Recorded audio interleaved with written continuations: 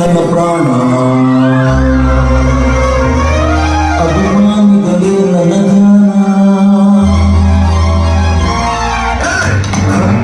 ನೀನು ಮಂತ್ರಿ ಆದ್ರೆ ನಾನು ರಾಜ. ರಾಜ ನಮ್ಮಿಂದ ನೀನು, ನಿನ್ನಿಂದ ನಾವಲ್ಲ. ನಿನ್ನ ಕುರ್ಚಿ ಯಾವಾಗ ಬಿದ್ದೈತದ್ರು ನಿಂಗೆ ಗೊತ್ತಿಲ್ಲ. ಆದ್ರೆ ನಮ್ದು ಹಾಗಲ್ಲ. ಸಾಯೋ ಗಂಟ ನಾವೇ ರಾಜ. ನಾವು ಮನಸ್ಸು ಮಾಡಿದ್ರೆ ಯಾರನ್ನ ಬೇಕಾದ್ರೂ ಮಂತ್ರಿ ಮಾಡ್ತೀವಿ. ಆದ್ರೆ ನಿನ್ನಿಂದ ಒಬ್ಬ ನರಸಿಂಹೇಗೌಡನ ಹುಟ್ಟಾಕ ಕಾಯ್ದಲ್ಲ. ಕಲ್ಲಾದರೆ ಬೀಳೂರಿನ